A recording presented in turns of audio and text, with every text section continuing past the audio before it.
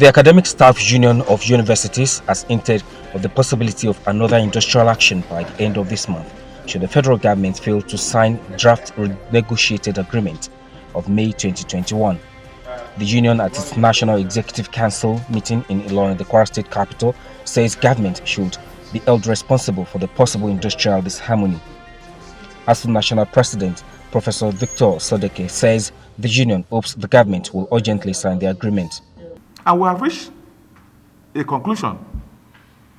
We reached a conclusion in May, and the government group reverted back to the federal government to give them the permission to sign that agreement. We are in August. We've not heard anything from them. So we should put this nation on alert that if by the end of this August, the government does not revert back to us on how that agreement and when that agreement will be signed, the nation should hold the government responsible for whatever will happen. The union believes the signing of the agreement would also sustain and improve on the current industrial peace on the university campuses. Nigeria in early August received 4,080,000 doses of Moderna COVID-19 vaccine donated by the government of the United States.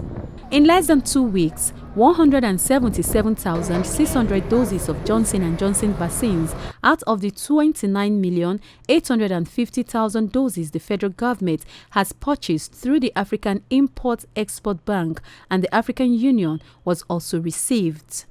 The federal government is now flagging off another round of vaccinations to enable those who are yet to be vaccinated get their dose.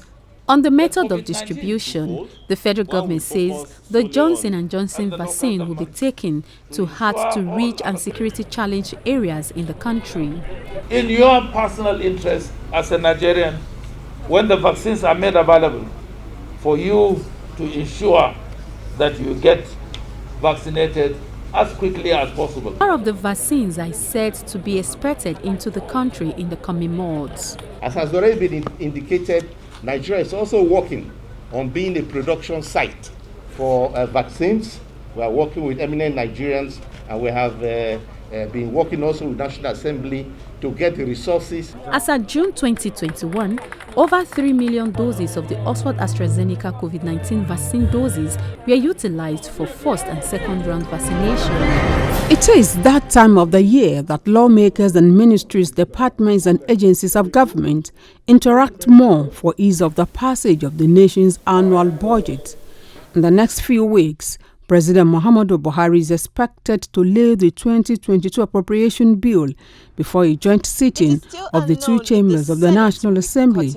It is in preparation for that exercise that lawmakers cut short their annual recess to attend to the document preceding the appropriation bill.